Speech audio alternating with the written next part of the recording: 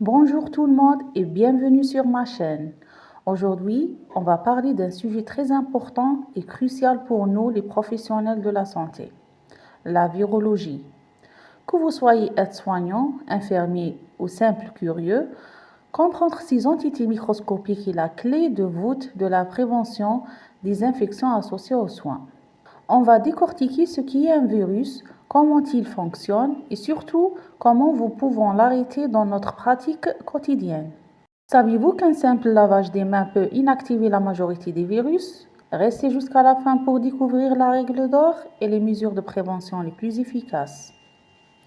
On commence sans plus tarder par la définition de la plus fondamentale. Un virus, c'est une entité biologique absolument fascinante. La définition à retenir est celle de parasite intracellulaire obligatoire. Obligatoire, c'est-à-dire signifie qu'il est incapable de se reproduire ou de générer de l'énergie seul. Il doit absolument infecter une cellule hôte, humaine, animale, végétale ou même bactérienne, pour détourner sa machinerie et se multiplier. On peut le voir comme un pirate informatique biologique. Le matériel génétique, c'est son plan, son code, il y soit un ADN ou bien ARN. Notez bien, un virus ne possède jamais les deux. La capside est une coque rigide de protéines qui protège ce matériel génétique ultra précieux. Et l'enveloppe, certains virus possèdent cette couche externe lipidique faite de graisse et c'est là que ça devient intéressant pour nous.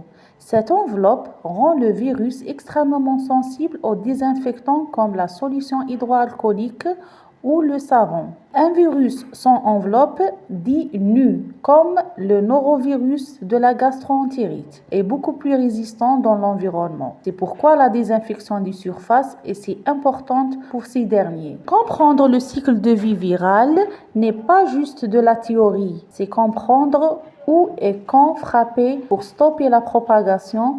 C'est un processus en 4 étapes. Le virus se fixe à la cellule hôte comme une clé dans une serrure grâce à ses protéines de surface et pénètre. La décapsidation, c'est à l'intérieur de la cellule. Le virus se déshabille et sa capside se désagrège et il libère son matériel génétique et c'est le point de non-retour. Pour la réplication et l'assemblage, le plan génétique viral prend le contrôle total de la cellule.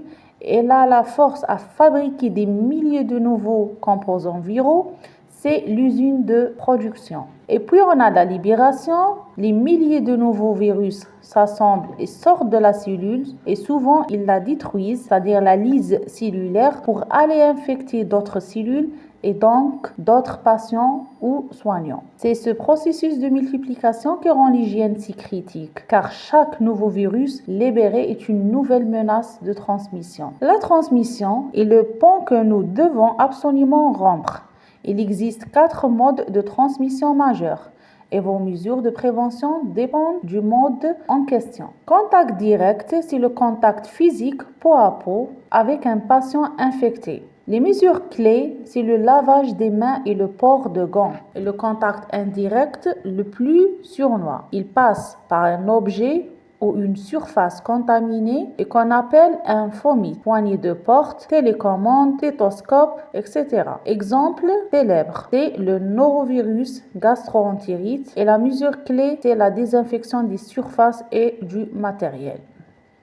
Pour les gouttelettes, ce sont de grosses particules de salive ou de sécrétion respiratoire projetées en toussant ou éternuant. Elles ne voyagent que sur une courte distance, moins d'1 à 2 mètres. Exemple, la grippe. Et les mesures clés, c'est le masque chirurgical et la distance physique. Transmission aéroportée. Attention, c'est différent. Ce sont de microparticules très légères qui restent en suspension dans l'air pendant longtemps. C'est la transmission la plus difficile à gérer. Exemple, varicelle, rougeole et dans certains contextes, le Covid-19.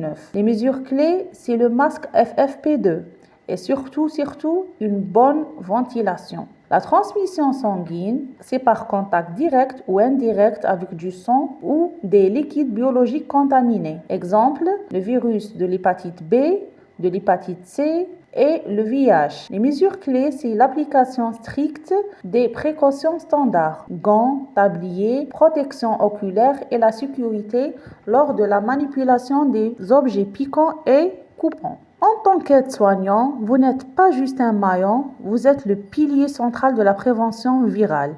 Votre rôle est absolument crucial et voici les 5 applications pratiques. La première application, c'est l'hygiène des mains, en rappelant que c'est la règle d'or, l'action la plus puissante. Le lavage des mains à l'eau et au savon, ou bien la friction avec une solution hydroalcoolique est la mesure la plus efficace. Pourquoi?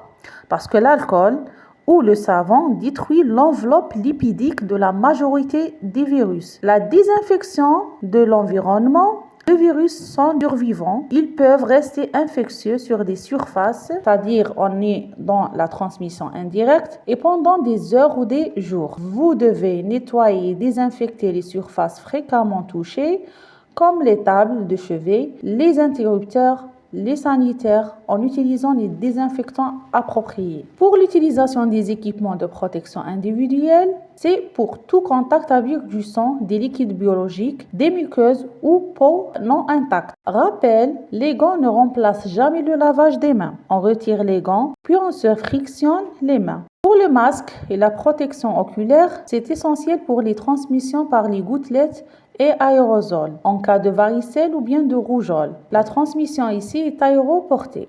C'est obligatoire le masque FFP2. La gestion des déchets et du linge. Le linge et les déchets contaminés sont des sources de transmission virale. Un tri rigoureux est essentiel et respecter les circuits de linge propres et sales et les procédures pour les déchets d'activité de soins à risque infectieux. La vaccination ou bien la protection individuelle et collective. En tant que soignants, nous avons la responsabilité de nous protéger et de protéger nos patients vulnérables. La vaccination antigrippale ou bien anti-Covid-19 ou bien anti-hépatite B permet d'obtenir une protection individuelle et collective, l'immunité de groupe, réduisant la circulation des virus les plus fréquents en milieu de soins. Les infections associées aux soins sont une cause de morbidité et de mortalité importante en milieu hospitalier. Vos gestes d'hygiène ne sont pas optionnels, ils sont un acte de soin fondamental. Voilà, on a fait le tour de cette introduction à la virologie. J'espère que vous comprenez maintenant à quel point les mesures d'hygiène et de prévention sont directement liées à la structure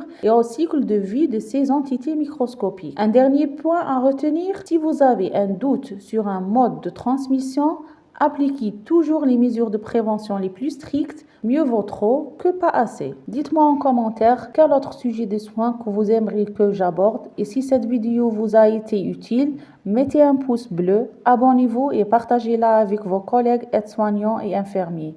Prenez soin de vous, prenez soin de vos patients et on se retrouve très vite pour une prochaine vidéo.